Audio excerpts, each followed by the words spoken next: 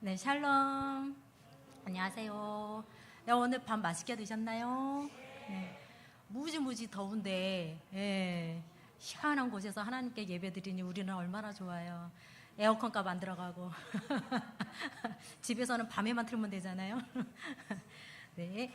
예, 기도드리겠습니다. 할렐루야. 사랑과 은혜가 풍성하신 하나님 아버지, 언제나 주님께서 함께 해주시고 모든 것을 인도하여 주시니 감사를 드립니다. 이 시간 곡조 있는 기도로 나아가오니 주님 하나님께서 함께 해주시옵시고 우리의 삶이 늘 찬양드리며 감사하는 그러한 믿음으로 나아갈 수 있도록 하여 주시옵소서. 모든 예배 시간까지 주님 함께 해주시고 언제나 늘 주님께서 인도하여 주시옵고 예수님의 이름으로 기도드립니다. 아멘.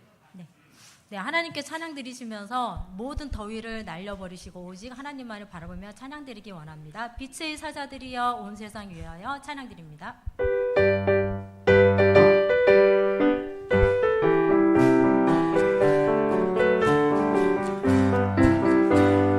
빛의 사자들이여 어서 가서 어둠을 물리치고 주의 진리 모르는 백성에게 복음의 빛처럼 빛의 사자들이여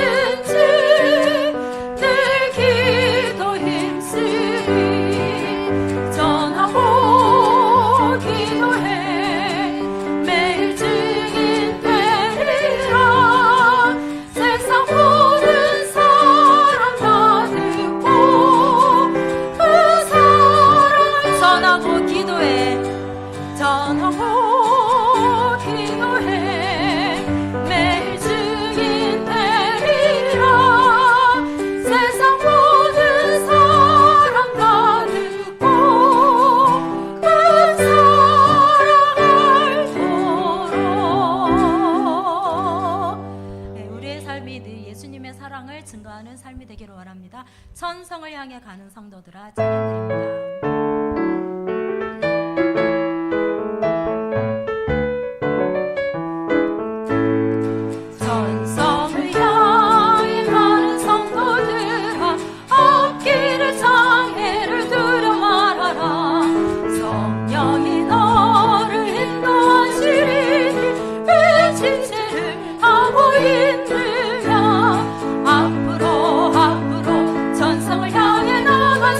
천성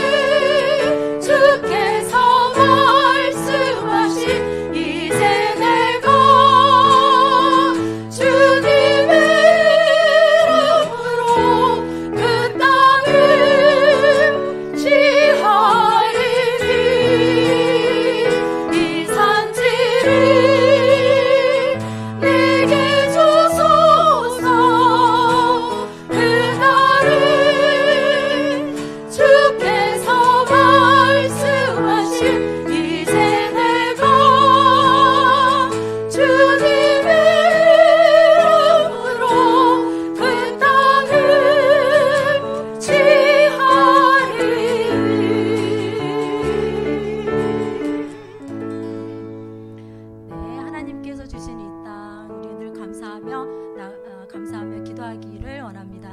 이 시간 예배를 위해 묵상하며 나아가기를 원합니다.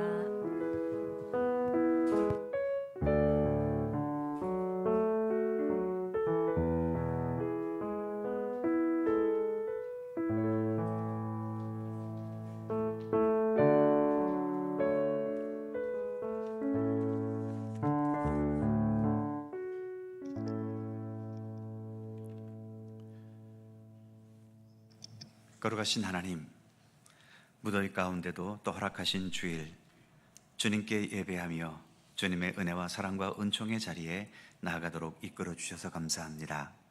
오후 시간입니다. 또 주님의 말씀과 은혜를 사모하며 한 번 더 주님 앞에 나와 머리 숙여 싸우니 주님께서 친히 우리 가운데 임재하시고 이 예배를 통해 홀로 영광 받으시옵소서. 예수님의 이름으로 기도드립니다. 아멘. 찬송 한 곡 더 하죠. 394장 함께 찬송하시고 함영성 권사님 기도해 주시겠습니다.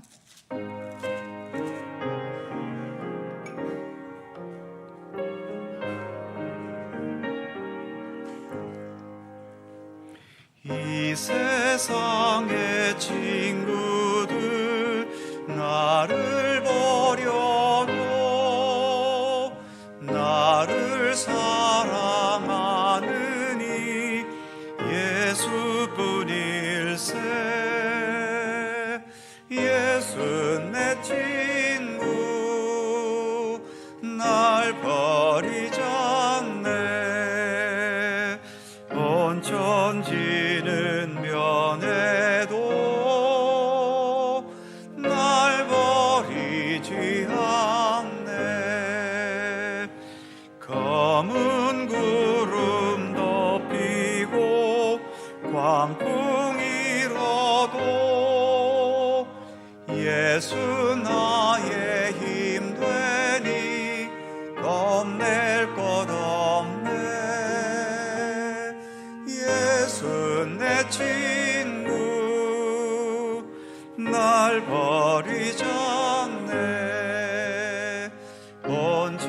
온천지는 면해도 날 버리지 않네. 괴로운 일 당해도 낙심 말아라. 영원하신 주 능력 나를 붙드네. 예수 내 친구 날 버리지 않네. 온천지는 면해도 날 버리지 않네.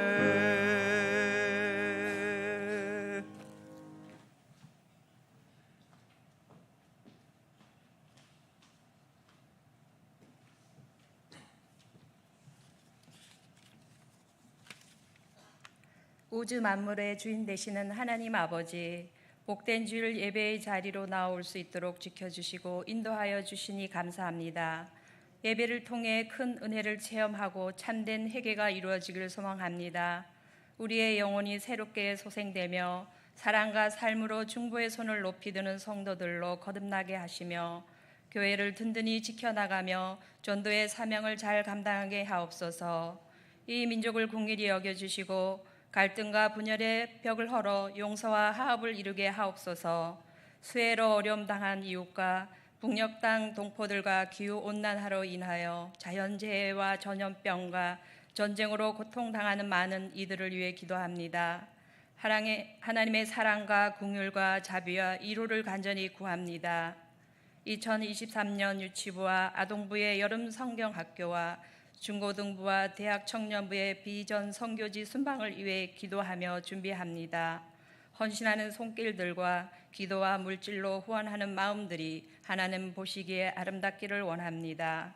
갈급하는 우리의 심령에 생명수를 공급하는 담임 목사님과 교육자들에게 영육간에 지치지 않는 강인함과 끝없이 솟아나는 말씀의 권능으로 지켜주사 복음 사역과 하나님이 기뻐 받으시는 목회로 크고 향기롭게 쓰임받게 하옵소서. 아버지의 뜻이 하늘에서와 같이 땅에서도 이루어지게 하옵소서 기도하셨던 우리 주 예수 그리스도의 이름으로 기도합니다. 아멘.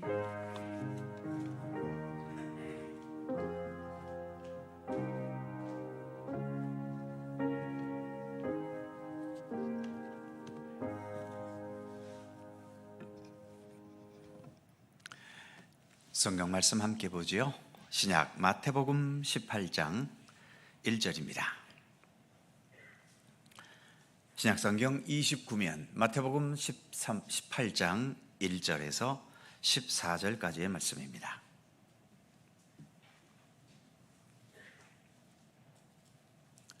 신약 성경 29면 마태복음 18장 1절에서 14절입니다. 찾으셨으면 저와 여러분이 한 절씩 교독하지요.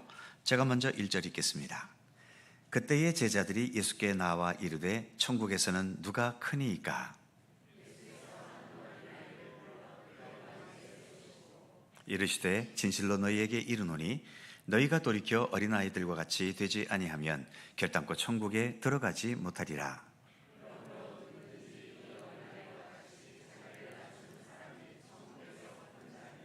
또 누구든지 내 이름으로 이런 어린아이 하나를 영접하면 곧 나를 영접함이니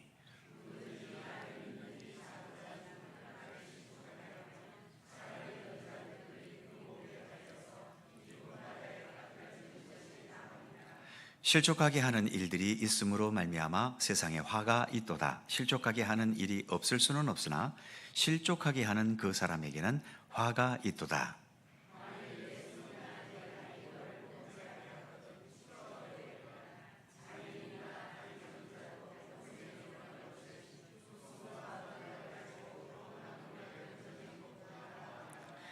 만일 네 눈이 너를 범죄하게 하거든 빼어내버리라. 한 눈으로 영생에 들어가는 것이 두 눈을 가지고 지옥불에 던져지는 것보다 나으니라.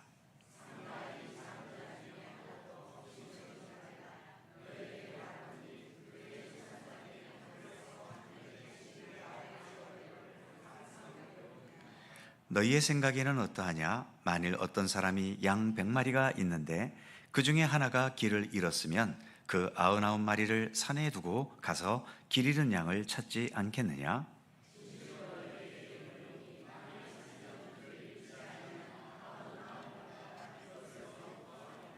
다 같이 이와 같이 이 작은 자 중에 하나라도 잃는 것은 하늘에 계신 너희 아버지 뜻이 아니니라. 아멘. 오늘도 이 말씀 속에서 주님의 크신 은혜가 함께 하실 것을 믿습니다. 자, 이제 마태복음 18장에 이르렀고요. 마태복음 83번째 시간입니다. 제목에 있는 것처럼 오늘의 본문은 작은 자, 약자에 대한 예수님의 관심이지요. 여러분들은 스스로를 강자라고 생각하십니까? 약자라고 생각하십니까? 세상을 좀 마음대로 많이 살아보셨습니까? 아니면 전혀 내 뜻대로 살아갈 수 있을 만큼 그럴 힘도 없고 그럴 돈도 없고 또 그런 인생을 지금까지 살아오셨는지 모르겠습니다. 여기서 작다, 약자다, 이것은 세상에서 문제가 되지 하나님 앞에서는 아무것도 문제가 될 것이 없습니다. 그러니까 작은 자, 약자에 대해서 자꾸 문제를 삼고 이것을 판단하고 평가하고 이런 식으로 세상을 사신다면 우리가 주님 앞에 가서 좋은 말 듣기는 어려울 겁니다. 우리는 모두가 천국에 가기 위해서 예수를 믿고 있지 않습니까? 그렇다면 천국의 문화는 어떠한 문화인지를 우리가 알아야 되잖아요. 이 세상은 이렇게 저렇게 서로 경쟁하고 키재기하고 서열을 매기고 능력 많고 적고 수입이 많고 적고 잘나고 못나고 집이 크고 작고 수많은 여러 가지 평가와 판단의 기준들이 있어서 그 기준에 따라서 사람을 이러쿵저러쿵 판단하고 평가할 때가 있는데 주님 앞에 가면 이러한 것이 다 쓸데에 없다라고 하는 거죠. 그러니까 너무 그런 것에 얽매여 남도 그렇게 판단해서는 안 될 것이고, 내 스스로도 세상적인 그런 기준을 가지고 너무 쉽게 내 인생을 판단하는 것도 하나님 앞에서는 올바르지 못한 자세인 거죠. 자, 본문을 통해서 좀 더 세부적으로 생각해 보도록 하겠습니다. 자, 먼저 1절만 같이 한번 읽어보지요. 1절 시작. 그때의 제자들이 예수께 나와 이르되 천국에서는 누가 크니까. 자, 유인물을 보시면 진한 1번에 천국에서는 누가 크니까.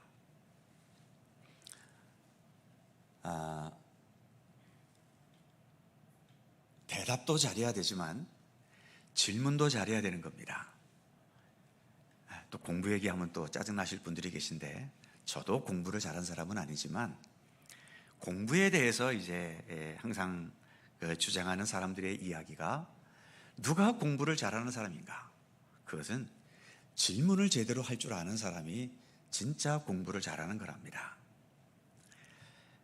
우리나라가 이처럼 유치원 때부터 막 조기 교육을 시켜가며 별짓을 다 해도 세계적으로 노벨상 아직도 한 명도 받지 못하고, 그렇게 죽어라 공부해도 대학 졸업해도 갈 곳이 없는 이런 현실이 되는 이유 중에 하나는 우리 아이들에게 답을 찾는 것만 자꾸 가르쳐 주기 때문에 인생도 좁은 시야로 살게 되고, 어떤 상황이 주어졌을 때 그 상황을 스스로 헤쳐나갈 수 있는 그러한 지적인 능력을, 지혜를 가지지 못한다는 겁니다. 진짜 공부를 잘하는 것은 뭐 지식을 많이 갖는 것도 중요하지만 질문을 잘할 수 있어야 된다는 거죠. 자, 여름이 이렇게 무덥습니다. 뭐 시험 문제에 나오겠죠. 어느 계절이 제일 더울까요? 1번 봄, 1번 여름, 3번 뭐 겨울, 4번 가을. 그러면 답은 뻔하죠. 그래서 여름은 덥다, 뭐 이렇게 이해하는 것도 좋지만 질문을 해야 되는 거죠. 왜 여름이 덥지?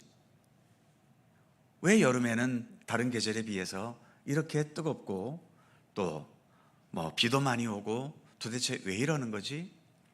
이제 그런 질문이 있어야 그 질문의 궁금증을 풀어가기 위해서 스스로 연구할 수 있게 되잖아요. 남에게 물어보든지 아니면 남들이 대답 안 해주면 백과사전을 찾아보든지, 그렇게 해서 스스로 공부를 해야 그 얻은 지식이 자기의 지식이 되고, 딸딸딸딸 외우는 것은 지식은 되지만 그 지식이 내 지식이 되지 않습니다. 우리가 이렇게 교회도 다니면서 뭐 이렇게 오늘도 성경 공부하기에 모였습니다만, 성경 공부라는 것도 그래요. 예를 들어 성경 통째로 우리가 다 외운다. 그러면 우리의 삶이 저절로 거룩해지나요? 그렇게 되지 않습니다. 딸딸 외웠다고 해서 우리가 거룩한 사람 되지 않아요. 자주 드리는 얘기지만, 네 원수가 오른뺨을 때리거든 왼뺨도 돌려대라. 이 말씀 딸딸딸딸 외웠다고 해서 이 말씀이 이해가 됩니까? 이 말씀을 깨닫고 이해할 수 있는 방법은 딱 한 가지입니다. 왜 예수님께서 이런 말씀을 하셨지? 잘 모르겠으면 어떻게 하면 됩니까? 한번 맞아보면 돼요. 내 원수가 내 오른뺨을 딱 때렸을 때에 예수님의 말씀을 생각하면서, 그래, 내 이쪽 뺨도 한번 더 때려봐라. 그리고 이쪽 뺨까지 맞아보면 예수님께서 왜 이 말씀을 하셨는지, 예수님의 이 말씀이 맞는 건지 틀린 건지 그제서야 우리가 판단할 수 있고 이해할 수 있게 되잖아요. 원수가 한 대 때리면 나는 두 대, 세 대 때리려고 하는 이런 자세를 가지고서는 그 말씀의 의미를 아무리 연구하고 뭐 딸딸 외우고 별짓을 다 해도 그 말씀은 이해되지 않습니다. 그렇기 때문에 지금 이 1절에서 천국에서는 누가 크니까 질문을 한 것까지는 좋은데, 이 질문은 올바른 질문입니까? 이게 올바르지 못한 질문이에요. 왜냐하면 천국과 이 세상의 문화는 많이 다르기 때문입니다. 천국이 이 세상 문화와 똑같다면 뭐하러 천국 갑니까? 그냥 이 세상에서 있다가 말지. 천국은 이 세상에서 우리가 느끼고 있는 질서와는 전혀 다른 곳입니다. 한마디로 쉽게 생각해서 이 땅에 살면서 내가 모순되었다고 느끼는 것, 그 모든 것들이 천국에서는 다 해결되는 거죠.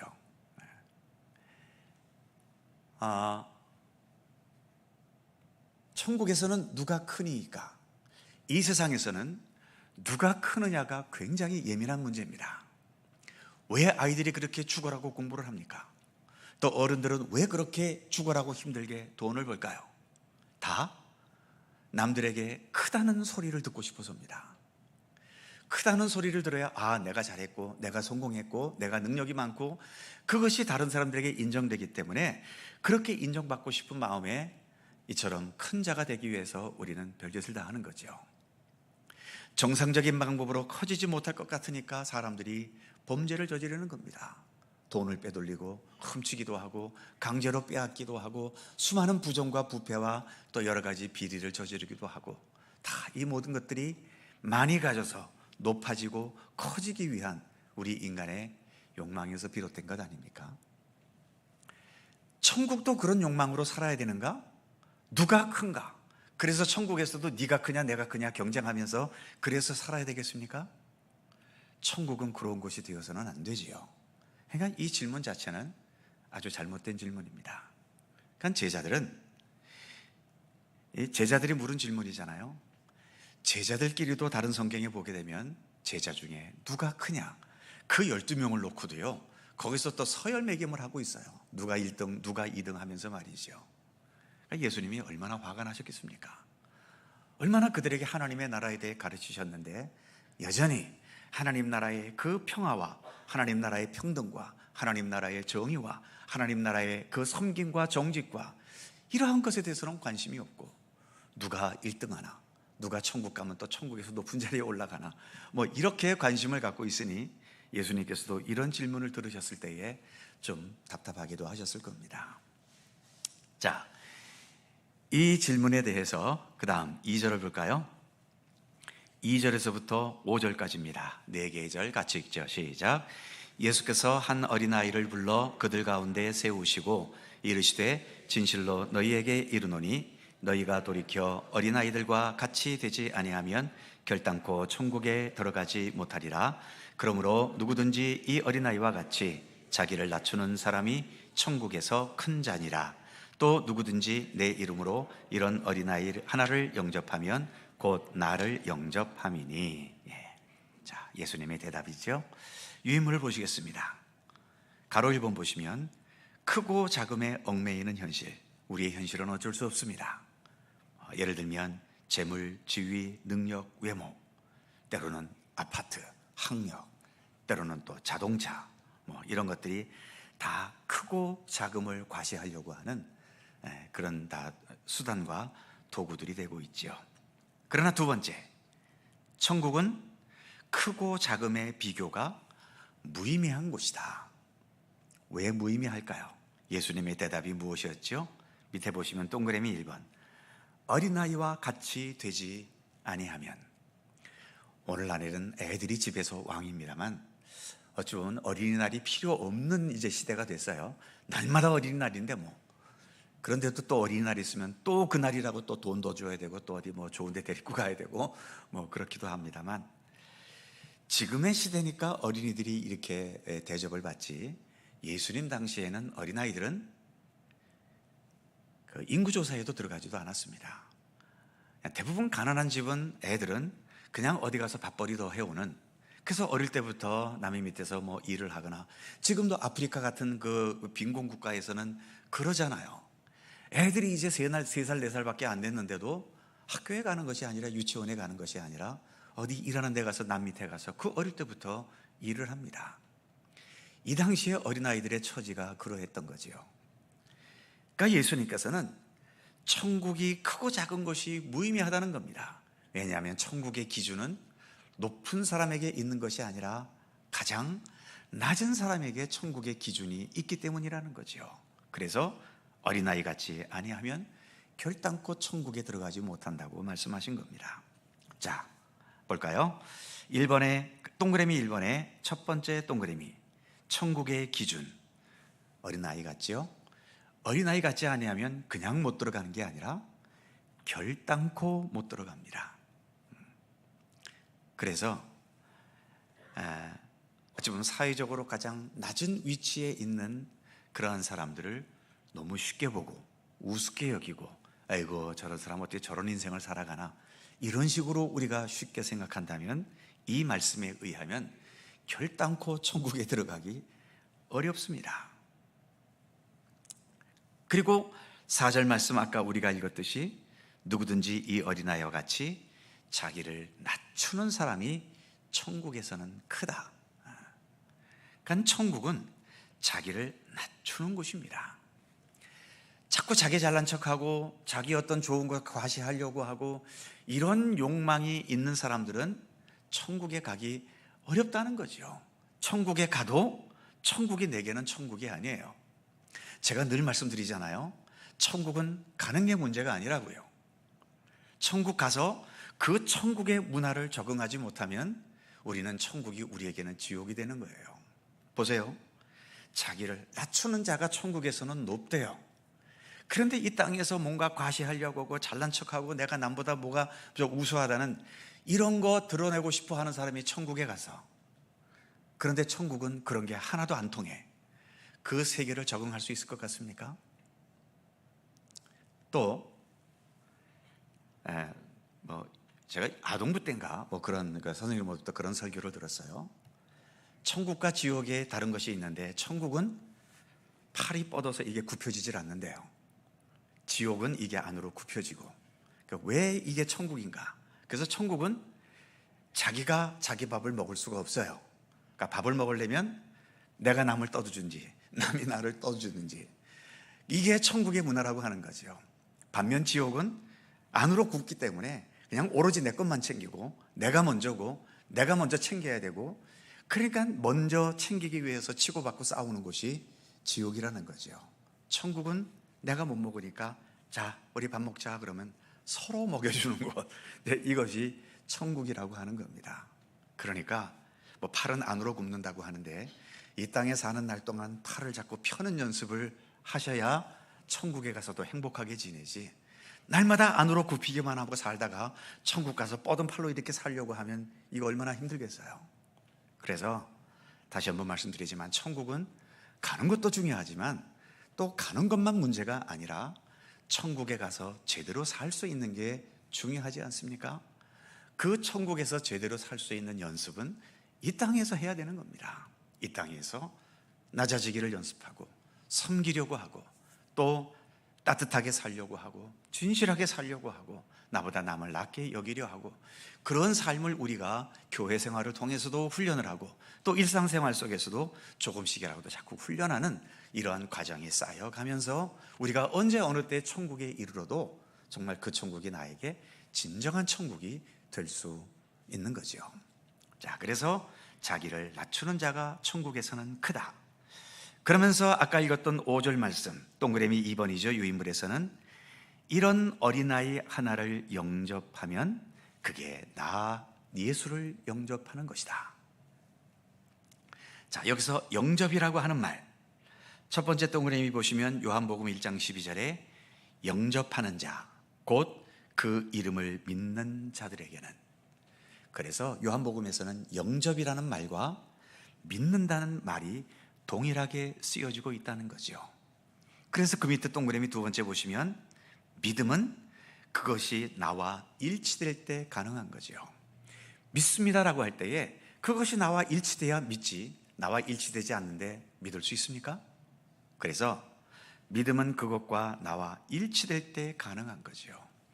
영접한다는 것은 믿는다는 것이고 믿는다는 것은 일치가 돼야 되니까 예수님께서 너희가 어린아이 하나를 영접해야 된다. 그러면 내가 그 어린아이가 되었다라고 하는 것을 그 어린아이와 일치시켜야 되는 거죠. 그 당시에 아무것도 아닌 어린아이, 인구조사도 들어가지 않는 어린아이, 내가 아무리 높은 왕의 위치에 있었다 하더라도 그 어린아이를 바라보면서 아, 나는 어린아이구나 하는 것을 인식할 수 있는 것, 이게 천국의 문화와 더불어서 살아가는 삶이라고 하는 겁니다. 지난주였나요? 지지난주였나요? 로마 라틴어에서 3대 명언이 있다고 말씀드렸죠. 첫 번째가 메멘토 모리, 죽음을 기억하라. 두 번째가 까르페 디엠, 오늘을 즐겨라. 세 번째가 김연자가 불렀던 유명한 노래 아모르 파티 하는 이 노래도 있는데요. 이건 운명을 사랑해라. 그러니까 이 중에서 첫 번째가 메멘토 모리, 살아있지만 죽음을 항상 기억해야 된다는 거죠. 그래야 오늘 살아있는 이 삶을 바르게 살 수 있다는 겁니다. 마찬가지로 오늘 예수님의 말씀에 따르면 가장 낮고 비천한 자를 보았을 때 저게 내 모습이구나 하는 것을 생각할 수 있어야 된다는 겁니다. 혹시 여러분 주님 앞에 나와 기도할 때 아무리 내가 착한 일을 많이 했어도 주님께 기도하면서 하나님, 이렇게 훌륭한 의인이 주님 앞에 나왔나이다. 내가 어떻게 이렇게 잘났는지 하나님, 저도 이해를 못하겠습니다. 앞으로 계속 더욱더 잘나게 해주십시오. 혹시 그렇게 기도하십니까? 속으로는 그런 마음이 있는지 몰라도 그래도 기도할 때는 뭐라고 기도하죠? 이 죽을 죄인이 주님 앞에 왔나이다. 안 죽을 걸 알면서도 꼭 기도할 때는 이 죽을 죄인이 하면서 그렇게 기도도 하고 그러잖아요. 그 말이 틀린 말이 아닙니다. 정말 우리는 비천한 죄인들이에요. 그러니까 어떤 비천한 사람들을 봤을 때 아유 저 불쌍한 것, 이런 시각으로 볼 것이 아니라 나도 알고 보면 저런 비천한 자와 내가 무엇이 다를까? 물론 겉은 번지르르 하지요. 돈이 있어서 좋은 옷을 입었고 좋은 차를 타고 좋은 아파트에 또 남들이 부러워하는 모든 좋은 조건들을 안고 살겠지요. 하지만 우리의 내면도 그렇게 수준이 높으십니까? 예수님께서 바리새인들을 책망하실 때에 쓰셨던 표현이 뭐죠? 이 회칠한 무덤 같은 자들아. 회칠한 무덤이 뭡니까? 겉은 무덤 겉은 회를 칠했기 때문에 하얗고 깨끗하지요. 하지만 그 무덤 속에 뭐가 있습니까? 썩은 시체가 둥글고 있잖아요. 뼈다귀가 있고요. 예수님은 그걸 지적하신 겁니다. 바리새인들은 율법 지키는 데 있어서는 누구보다도 확실한 사람들 아닙니까? 자타가 공인하는 율법 잘 지키는 의인들이고 또 선한 사람들이에요. 하지만 예수님의 눈에는 그들이 가장 나쁜 존재입니다. 예수님께서 가늠한 여인을 향해서 이 회칠한 무덤 같은 이 사람아 그렇게 책망하신 적이 있습니까? 예수님은요, 의외로 도둑질한 사람, 가늠한 사람, 또 이런저런 죄를 지은 사람을 향해서 이 나쁜 놈의 죄인들아 이런 식으로 말하신 적이 없습니다. 유일하게 욕을 퍼부은 사람이 있다면 그 당시에 제일 신앙생활 잘하고 있다고 자부하는 바리새인들, 서기관, 율법사들, 제사장, 이런 자들을 향해서 예수님은 가장 먼저 퍼부었던 거죠. 왜일까요? 그들은 자신들이 가지고 있는 지위 때문에 나는 훌륭하다, 나는 위대하다, 나는 죽어도 천국에서 높은 자리에 올라갈 것이다, 이런 식의 생각을 갖고 있었기 때문에 그들을 예수님께서 가장 싫어하셨던 겁니다. 어린아이 하나를 영접하는 것, 어린아이를 볼 때마다 아까도 말씀드렸죠. 그 시대의 어린이들은 인간 취급도 못 받았던 그런 시대라고요. 그 인간 취급도 받지 못하는 어린아이와 내 자신을 동일시할 수 있을 때에 그것이 바로 나 예수를 영접하는 것이다. 그것이 바로 나 예수와 일치되는 것이다 라고 하는 거죠. 실제로 우리 기독교의 상징이 뭡니까? 십자가잖아요. 십자가는 예수님께서 뭐 하신 것입니까? 영광 받으신 것입니까? 그 십자가가 요즘엔 금십자가로 만들어서 비싸기도 합니다만 그 십자가가 비싼 겁니까? 어떤 세상 명예가 있습니까? 권세가 있습니까? 그 십자가는 인간의 최악의 자리입니다. 육체적인 고통도 최악의 고통이고 또 사람들로부터 버림받고 조롱당하고 외면당하고 정신적으로도 정말 충격받을 수밖에 없는, 상처받을 수밖에 없는 최악의 것이 십자가잖아요. 그런데 우리 기독교는 바로 그 십자가에 달리신 예수님과 나를 일치시키려고 하는 신앙 아닙니까? 우리 기독교는 십자가 신앙입니다. 물론 부활의 예수님과도 일치시키지만 부활의 예수님과 내가 일치되기 위해서는 십자가에 달리신 예수님과 일치되지 못하면 부활의 예수님도 없습니다. 십자가 없이 어떻게 부활이 있습니까? 그렇기 때문에 부활의 예수님과 일치시키는 것은 주님께서 우리에게 해주실 일이고 우리가 예수님과 일치되기 위해 우리가 기울여야 될 노력은 십자가의 길을 걸어가신 그 예수님과 일치시키려고 해야 되는 거죠. 그것을 예수님께서는 이런 어린아이를 통해서 우리 기독교 신앙의 본질과 핵심을 말씀하셨던 겁니다. 자, 유인물을 다시 보면 그래서 동그라미 2번 마지막 세 번째 줄, 결국 어린아이를 영접한다는 것은 어린아이와 일치되는 것을 말한다. 동그라미 3번에 보시면 어린아이들이 어떤 존재인가? 약자, 부족한 자, 가난하고 배우지 못한 자, 우리의 도움과 구제의 손길이 필요한 사람, 바로 이들이 어린아이입니다. 성경에서 말하는. 네 번째, 섬김과 봉사와 헌신에 있어서의 겸손함.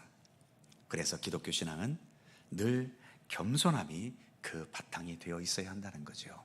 섬김도, 헌신도, 봉사도, 예배도, 기도도 모든 것이 주님 앞에서 겸손함을 전제로 되어지는 것이 되어야 함을 말씀해 주고 있는 거죠. 자, 이렇게 어린아이와 일치되어야 한다는 것을 말씀해 주시면서 6절 이하에서 또 말씀을 이어가고 계시죠. 자, 먼저 6절, 7절만 먼저 같이 읽어보죠. 6절, 7절 시작.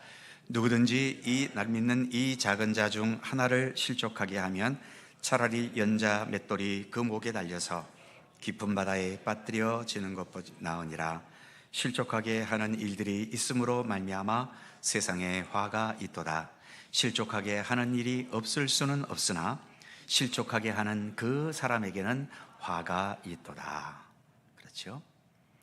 6절을 다시 보면 누구든지 나를 믿는 이 작은 자, 예수님은 큰 자에게보다도 작은 자에게 더 관심이 있으십니다.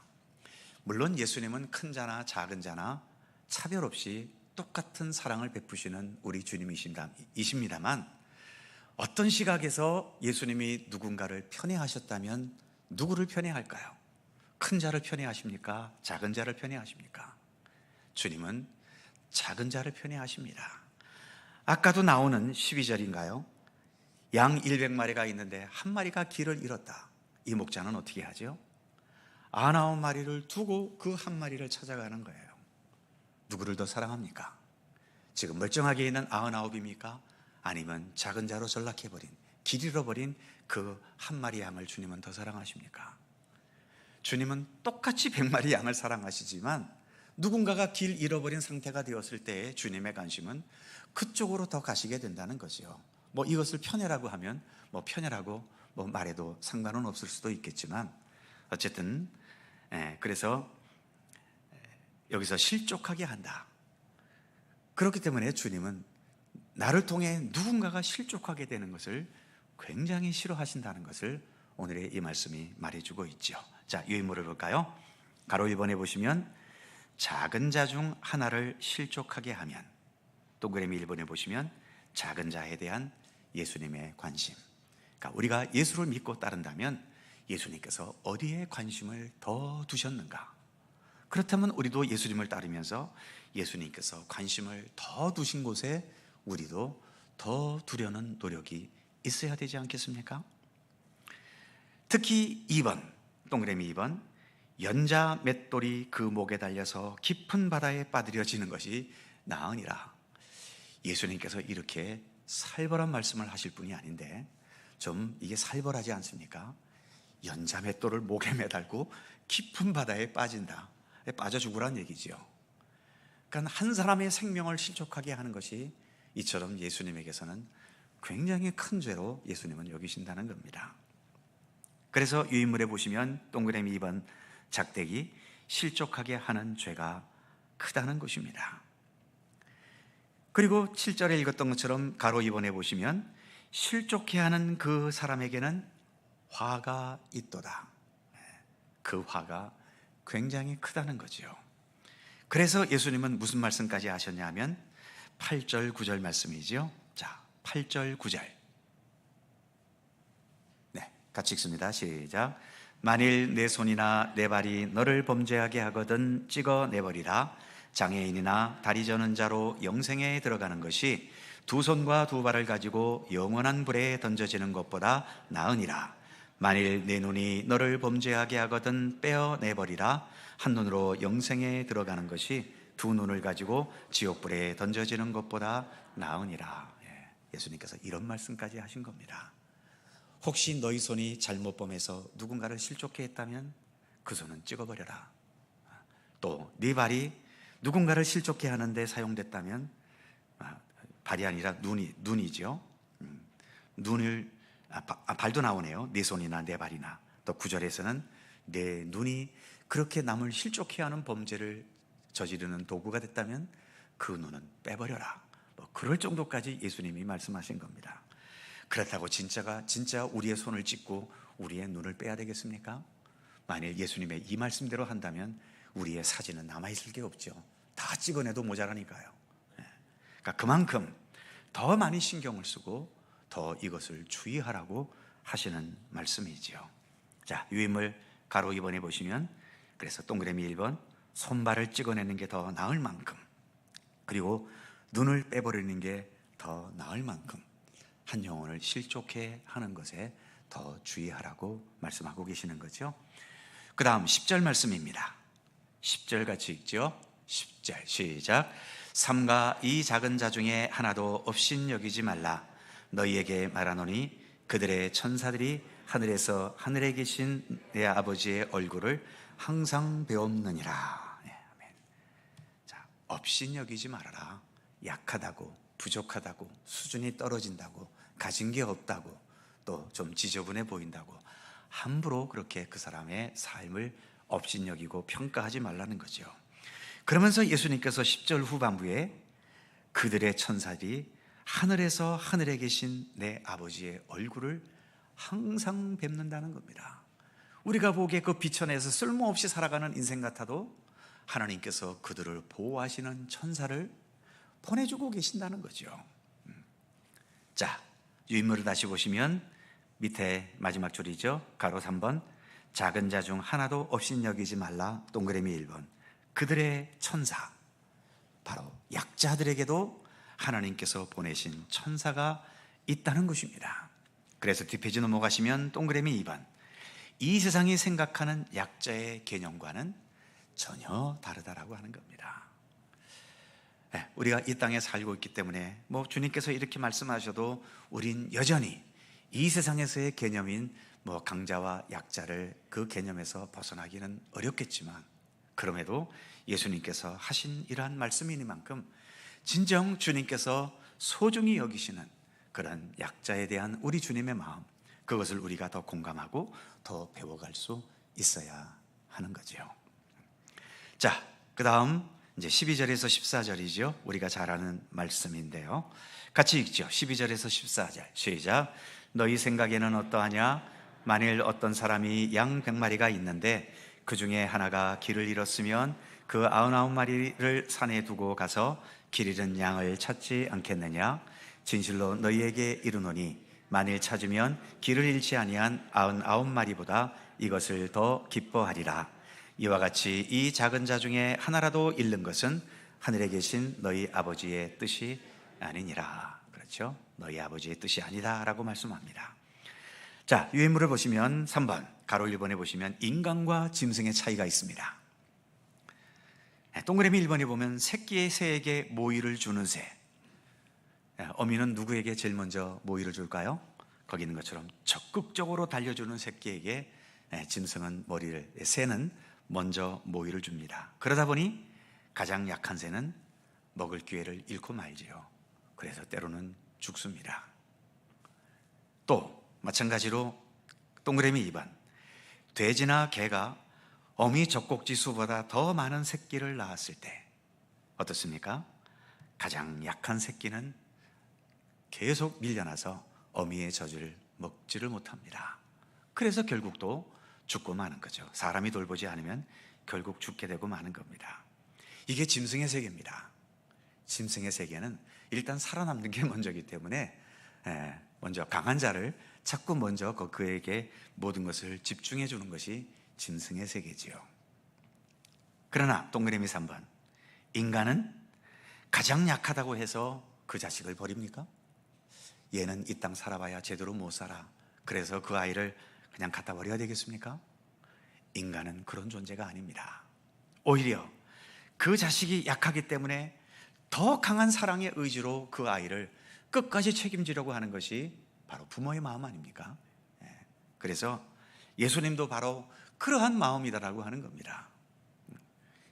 이 땅 위에서 버려진 것 같은 그러한 약한 자들, 가난하고 힘없고 배우지 못하고 모든 게 부족하고 그래서 늘 왕따당하고 외면당하고 사람들의 관심이 대상도 되지 못하는 그들이 주님께서 보실 때는 더 존귀한 자들이기 때문에 그들을 더 생각하시고 그들을 끌어안으신다는 거죠.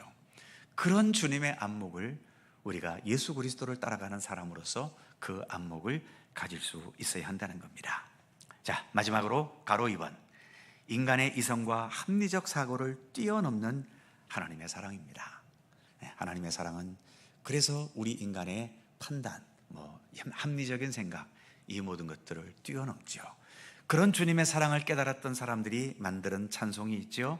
첫 번째, 동그라미 1번, 나 같은 죄인 살리신 주 은혜 놀라와. 어떻게 해서 이렇게 나 같은 죄인을 살리셨을까? 도대체 이 죄인 정말 쓸모없는 죄인이어서 버려도 아무 말 할 것이 없는데 어찌하여 나 같은 이런 죄인을 살리셨을까? 두 번째, 나 같은 죄인까지도 찾아와 주신 주. 587장인가 그렇죠? 그렇습니다. 이것도 이해할 수 없기 때문에 부를 수 있는 찬송 아닙니까? 또 많은 분들이 좋아하는 동그라미 3번, 어떤 찬송이지요? 아, 하나님의 은혜로 이 쓸데없는 자 왜 구속하여 주는지 난 알 수 없도다. 진짜 여러분들 쓸데없는 자라는 것을 인식하십니까? 내가 진짜 쓸데없는 자입니까? 아니면 쓸데가 많은 사람입니까? 나는 쓸데가 많지. 내가 교회에서 봉사를 몇 군데나 하는데, 내가 세상에서 얼마나 많은 지식을 갖고 학위가 있는데, 내가 세상에서 높은 지위에 있어서 얼마나 많은 사람들을 거느리고 사는데 나는 쓸데가 많지. 세상에서 쓸데가 많다고 해서 하나님 앞에 서서 쓸데가 많은 건 아닙니다. 하나님은 하나님의 관점에서 쓸데 있는 자들을 찾으시지요.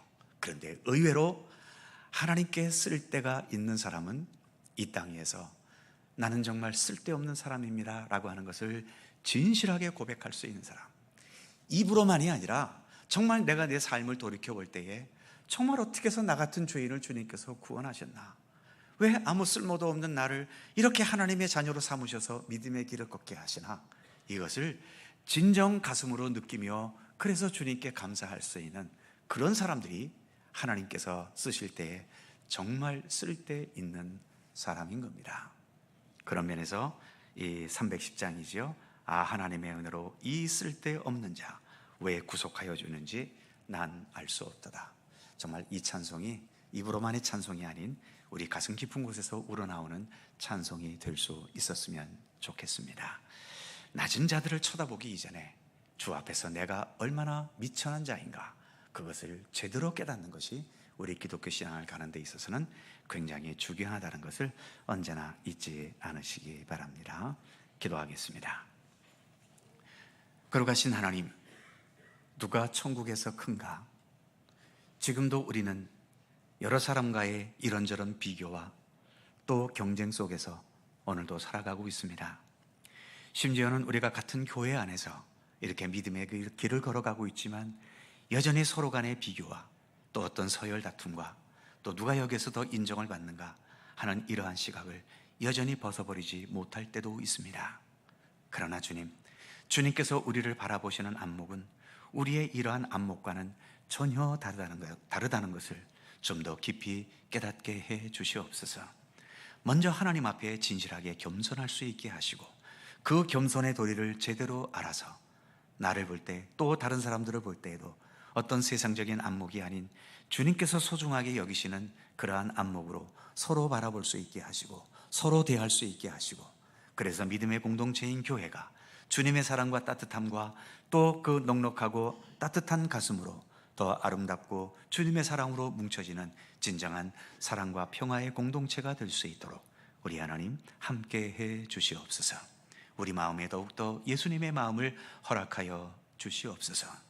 오늘도 이 무더위 가운데서도 복된 주일을 주님의 전에서 오후 예배까지 지내게 하셔서 감사합니다. 이제 모든 것을 마치고 또 우리의 삶의 터전으로 돌아가오니 한 주간도 우리의 가정, 우리의 직장, 또 우리의 일하는 모든 것, 또 우리가 계획하고 뜻하는 모든 것들을 행해 나갈 때마다 늘 그곳에 주님의 사랑의 손길이 함께 하시고 돌보시고 지키시고 이끄시는 주님의 평강의 은총이 늘 우리 가운데 함께하여 주시옵소서. 감사드리며 우리 구주 예수 그리스도의 이름으로 기도드립니다. 아멘. 자, 서로 살펴보시면서 사랑의 인사 함께 나누시고요.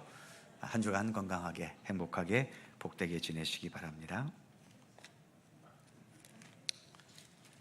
자세한 교회 소식은 주보를 참조하시기 바랍니다. 찬송가 211장.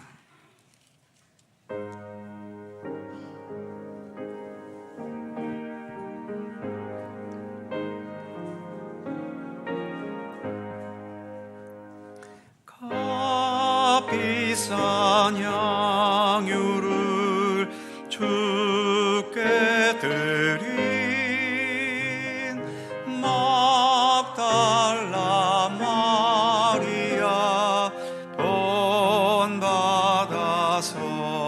본받아서 향기로운 산재물 주님께 바치니 사랑의 주 내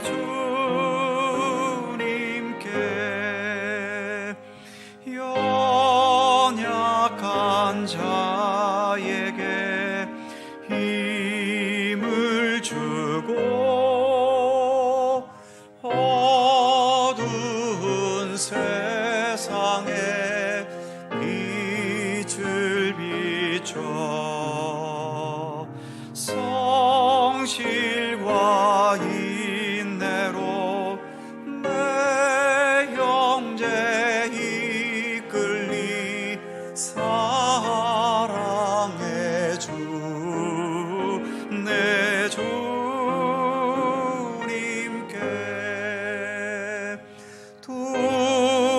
두려운 마음에 소망 주고 슬픔에 쌓인 자 위로하며 길 잃은 자들을 친절히 이끌리 사랑의 주 내 주님께 인생의 황혼이 깃들어서 이 땅의 수고가 끝날 때에 주님을 섬기다 평안히 가리라 사랑의 주 내 주님께